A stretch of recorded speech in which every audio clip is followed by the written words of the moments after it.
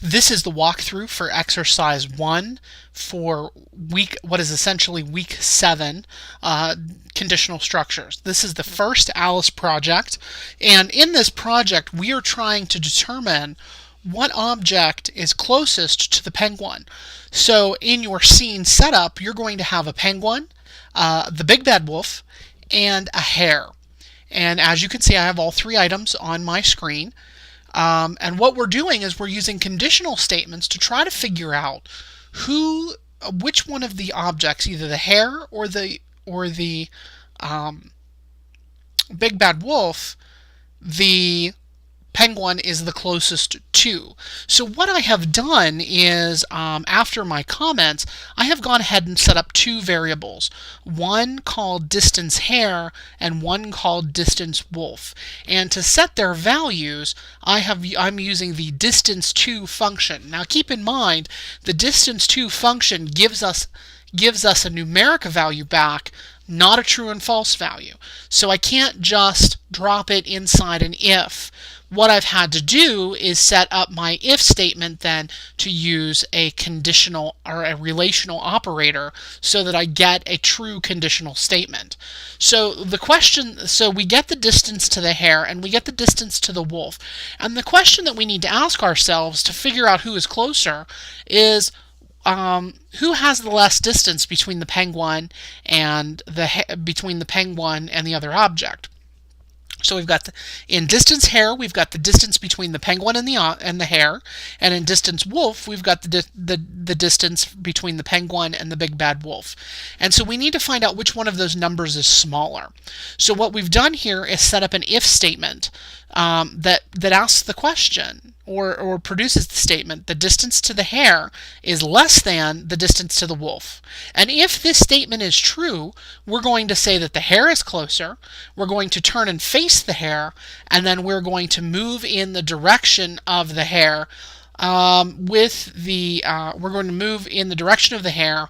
The distance we are away from the hare, and I've shaved off a half a meter to keep them from colliding. If this statement is false, then obviously the distance to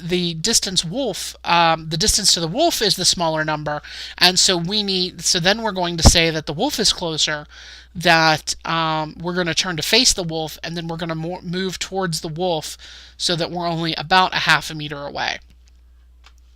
I don't know how this is going to play out. This is the last test that I set up when I wrote my program. Let's just run this and see what happens. So in this case, the hare was closer. If I move the penguin around a little bit and move him back towards the wolf, we might get a different result. And in this case, the wolf is closer.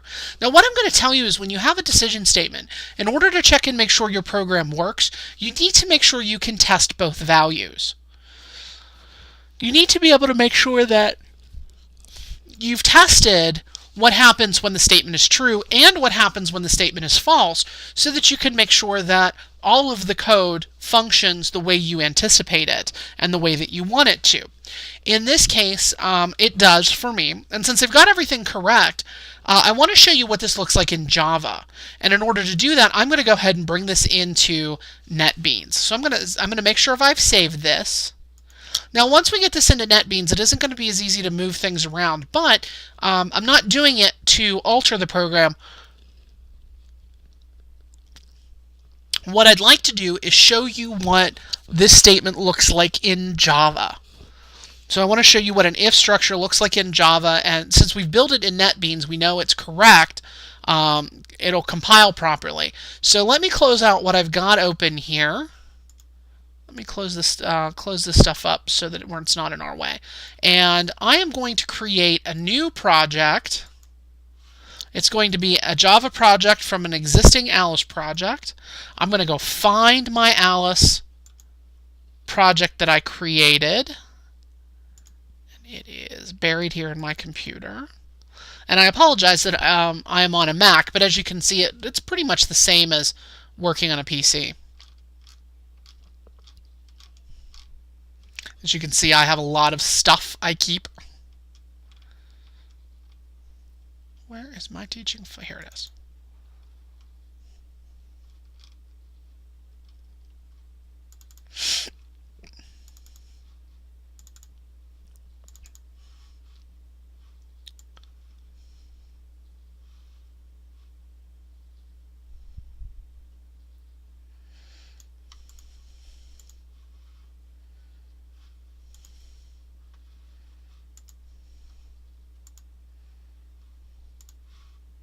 I'm going to choose where I want to save it, and I'm going to click Finish.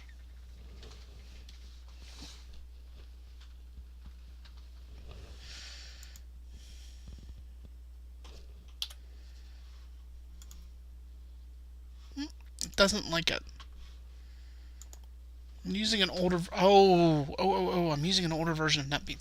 Okay, I'm not going to be able to open this up in NetBeans. But if you followed the instructions, what you're going to see is an if statement that looks very similar to the one that you see on my screen. It's gonna look similar even to the very first if example that we looked at. X is less than y. And it is a very similar setup. You'll see that the statements end with a semicolon. You'll see that there are multiple statements. Again, keep in mind when you are looking at this in Java, one of the things that you're going to notice is that we are using curly brackets around all of our if statements. And remember what I said in the lecture. You can get away without them if you only have one statement in the true section and one statement in the false section. But if you have any more than one statement, you need curly brackets. And so my suggestion is to always use curly brackets. If you have any questions about this, of course, you can email me, bsimbeck@ccac.edu, or write them down and bring them with you to class. Otherwise, you can proceed on to the next activity.